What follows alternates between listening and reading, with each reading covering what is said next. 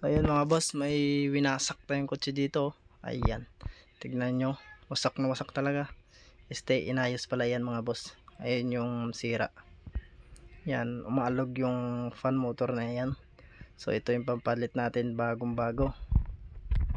So yan, dyan siya galing. So gusto ko lang i-shoutout yung ninang at ninong ko dyan.